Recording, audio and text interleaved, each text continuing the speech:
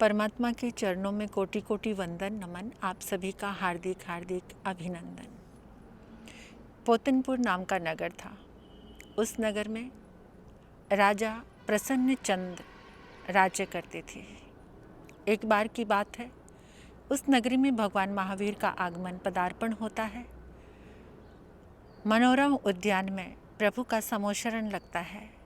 सारी जनता प्रभु की वाणी सुनने, उनके दर्शन करने के लिए जाती है। राजा प्रसन्न चिंत भी जाते हैं। परमात्मा की वाणी सुनते हुए राजा को वैराग्य हो जाता है। वो साधु बन जाते हैं। मुनि बनकर विचरण करते हुए परमात्मा के साथ एक बार प्रभु का पदार्पण राजगृही नामक नगरी में होता है। समोशरण के बाहर थोड़ी सी दूर जाकर प्रसन्न चंद्र मुनिवर सूर्य के समक्ष जाकर एक पांव ऊपर करके, दोनों हाथों को ऊपर करके ध्यान में स्थित हो जाते हैं। ध्यान में पहुंच जाते हैं। उसी समय राजगृह नगरी के राजा श्रेणिक अपनी पूरी जनता के साथ प्रभु के दर्शन करने आते हैं और जहां प्रभु का समोशरण लगा था वहीं पर जाने लगते हैं। तो मार्ग में जो सैनिक होते हैं उसमें दो सैनिक थे, सुमुख और दुर्मुख। उन्होंने देखा कि प्रसन्न चंद्र जो कभी राजा थे, आज वो मुनि बनकर ध्यान साधना कर रहे हैं। सुमुख ने उनको नमन किया और कहा, धन्य है इनके त्याग को। कभी ये राज सिंहासन पे थे, आज कैसे त्यागी मुनिराज बनकर साधना में खड़े हैं। दुर्मुख ने कहा, बेकार है इनका त्याग, इनको इतना भान नहीं। ये छोटे से बालक के ऊपर अपने राज्य का भार देकर मुनि बन गए। वो जो बच्चा अभी कुछ संभालने के लायक भी नहीं था, वहीं के मंत्री गणों ने षड्यंत्र करके उनका राज्य छीनने की कोशिश कर रहे हैं। रानियां सब दूसरी जगह पलायन कर गई। बेचारे उस बच्चे को इतनी ज़्यादा बुरी परिस्थितियों का सामना करना पड़ रहा है, उसका राज्य भी जा सकता है। ये सारी बातें प्रसन्न चंद्र मुनि के कानों में पड़ी। थोड़ी देर के लिए वो अपनी मुनि अवस्था को भूल गए। उनके भीतर में आर्त और रौद्र ध्यान का जागरण हो गया। धर्म ध्यान से वो बाहर निकल गए और अपने उन धोखेबाज विश्वासघाती मंत्री गणों से युद्ध करने के लिए तैयार हो गए। मन ही मन उनका युद्ध चल रहा है। इतने में राजा श्रेणिक वहाँ से गुजरे। उन्होंने मुनि के त्याग को देखा। एक पांव पर खड़े होकर साधना कर रहे हैं और दोनों हाथ ऊपर हैं।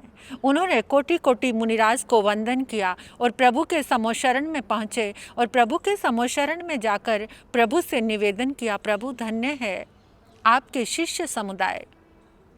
अभी अभी त्यागी वैरागी मुनिराज प्रसन्न चंद्र को देखते हुए आ रहे हैं। वो कितनी कठोर साधना में लीन है। प्रभु, अगर इस समय उनका काल हो जाए तो वो कौन सी गति में जाएंगे? प्रभु ने कहा, श्रेणिक, अगर इसी समय मुनि प्रसन्न चंद्र काल धर्म को प्राप्त करते हैं तो वो मरकर 7वीं नरक में जाएंगे। राजा ने सुना, एकदम चौंक गए। 7वीं नरक में मुनि साधना में लीन। अभी कुछ पल ही गुजरे थे तो राजा ने पुनः परमात्मा के चरणों में निवेदन किया, प्रभु, अगर इस समय मुनिराज काल धर्म को प्राप्त होते हैं तो वो कौन सी गति में जाएंगे? परमात्मा कहने लगे, श्रेणिक, अगर इस समय प्रसन्न चंद्र मुनिवर काल धर्म को प्राप्त होते हैं तो वो सर्वास सिद्ध विमान में जाएंगे। ऐसा कैसे प्रभु? अभी कुछ समय पहले तो वो 7वीं नरक में जा रहे थे, अभी वो सर्वास सिद्ध विमान में? हाँ श्रेणिक, उस समय वो युद्ध कर रहे थे। वो अपनी मुनि अवस्था को भूल गए थे। वो सारी जो बातें राजा श्रेणिक को प्रभु ने विस्तार रूप में फरमाई और कहा कि वो अपने अंदर ही उन्होंने युद्ध क्षेत्र बना लिया। युद्ध के मैदान में वो संग्राम करने लगे, मंत्री गणों से लड़ने लगे और लड़ते लड़ते जब सामने युद्ध में उन्होंने देखा कि मैं परास्त हो रहा हूँ, तो उन्होंने तुरंत अपने सिर के मुकुट को जैसे ही उठाकर मारने की कोशिश की। जब सिर पे हाथ गया तो सिर पे तो बाल भी नहीं थे, मुंडा हुआ सिर, और एकदम मुनि प्रसन्न चंद्र वापस लौटे अपने मुनि धर्म में और सोचने लगे मैंने ये क्या कर दिया। मोह के वशीभूत होकर मैं आर्त ध्यान में पहुंच गया, रौद्र ध्यान में पहुंच गया। मेरे सारे मनोयोग दुष्वृत्ति की ओर अग्रसर हो गए।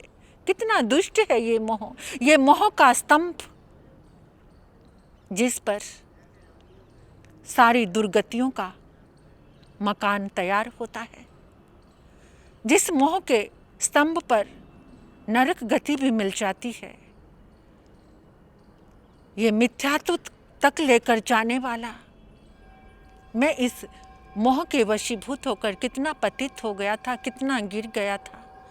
सचमुच में ये मोह बहुत विनाशक है। जब ये जीवन में आता है तो सारी दुर्गतियों के द्वार खोल देता है। जब ये जीवन में मोह जागृत होता है तो सारे सम्यक बोध लुप्त हो जाते हैं। जब जीवन में ये मोह आता है तो कैसे आर्त और रौद्र ध्यान जीवन में सक्रिय हो जाते हैं। ऐसे करते करते प्रसन्न चंद्र मिच्छामी दुक्कडम मिच्छामी दुक्कडम मिच्छामी दुक्कडम करने लगे और अपनी सारी दुष्वृत्तियों की क्षमा याचना करने लगे, सारे आर्त ध्यान की क्षमा याचना करने लगे। मिच्छामी दुक्कडम मिच्छामी दुक्कडम मिच्छामी दुक्कडम ऐसे करते जा रहे हैं। अंतर से निर्मलता बढ़ती जा रही है। प्रभु फरमा रहे हैं श्रेणिक ऐसे मुनिवर ने अपने आप को पावन पवित्र अपनी चेतना में अपनी आत्मा में प्रवेश करके उन्होंने सारी राग की वृत्तियों का क्षय कर दिया। इतने में प्रभु फरमा रहे थे कि आकाश में देव दुंदुबियाँ बजने लगी। अहो ज्ञानम अहो ज्ञानम अहो ज्ञानम के नाद होने लगे। राजा श्रेणिक कहने लगे प्रभु किसको केवल ज्ञान हो गया। प्रभु ने कहा श्रेणिक वही राजा मुनिवर प्रसन्न चंद्र, उनको केवल ज्ञान हो गया है। ऐसा है मिच्छामी दुक्कडम का आलोक, ऐसा है ये प्रकाश चेतना का, आत्मज्ञान का, धर्म ध्यान का। हमें भी इस कथानक से, राजा प्रसन्न चंद्र के इस पावन कथानक से ये प्रेरणा मिलती है कि हम मोह के वशीभूत होकर निरंतर संग्राम ही करते रहते हैं, युद्ध ही करते रहते हैं, कभी किसी से, लेकिन आज एक युद्ध स्वयं के साथ करना है। अपनी चेतना को आलोकित करना है, पावन करना है। पल पल उन सभी दुष्प्रवृत्तियों का के लिए मिच्छामी दुक्कडम करना है जिसके वशीभूत होकर हमने इतने कर्म बंधन किए हैं। नमन है राजा प्रसन्न चंद्र, मुनिवर प्रसन्न चंद्र को, जिनके इस पावन कथानक से हमारा जीवन भी आलोकित हो और हम भी मिच्छामी दुक्कडम के इस पावन सूत्र से अपने जीवन को आलोकित करें, प्रकाशित करें। परमात्मा के चरणों में कोटि कोटि नमन वंदन।